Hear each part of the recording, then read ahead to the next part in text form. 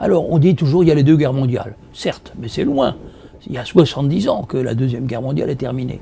Nous aurions pu remonter la pente. Et c'était l'idée du général de Gaulle, après la reconstruction, après les 30 Glorieuses, faire une Europe européenne, avec les 6 à l'époque.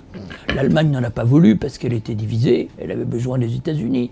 Et le traité de l'Élysée, vous le savez très bien, a été surmonté d'un préambule voté par le Bundestag à l'époque, qui donnait la priorité à l'Alliance nord-atlantique. La raison était simple, c'est que l'Allemagne comptait plus sur les États-Unis pour se réunifier que sur la France. Mais aujourd'hui, les conditions sont tout à fait différentes.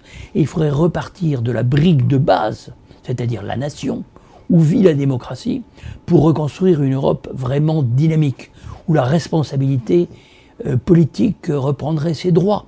Parce que dans l'Europe où nous sommes, construite à partir du marché, et à partir d'une sorte de démission militaire.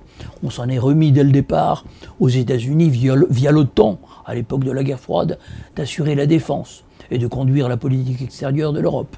Ce qui n'est pas normal, c'est qu'après l'effondrement de l'URSS, ça a continué.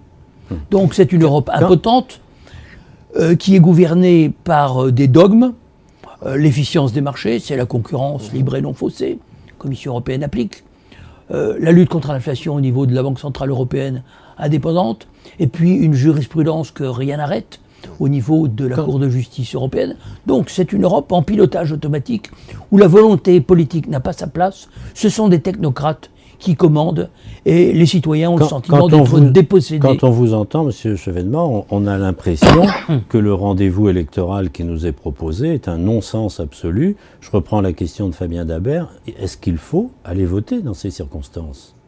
Moi, je suis toujours pour conseiller. Il faut toujours aller voter. Je suis toujours pour que les citoyens aillent voter, même si le Parlement européen, selon le tribunal constitutionnel de Karlsruhe, l'autorité suprême en matière constitutionnelle, en Allemagne et d'ailleurs en Europe, parce que finalement aucune décision ne peut se prendre sans l'Allemagne, eh bien, a déclaré que le Parlement européen n'était pas un Parlement, mais simplement la juxtaposition de la représentation de 28 peuples. Absolument. Mais il faut aller voter pour qui et pourquoi? Parce qu'on a l'impression, même si les programmes ne sont pas présentés, et on sait bien que fondamentalement, il n'y a pas de différence énorme entre un centre droit et un centre gauche sur l'Europe. C'est vous qui le dites, hein.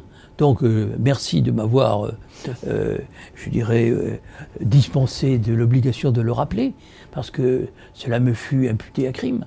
Mais c'est vrai qu'à partir du moment où on a accepté l'acte unique, c'est-à-dire toutes les dérégulations, et puis la monnaie unique avec toutes les contraintes qu'elle comporte, et que les Français peuvent mesurer, et dont ils voient les résultats, hein, eh bien, à partir de ce moment-là, on ne fait pas des politiques très différentes.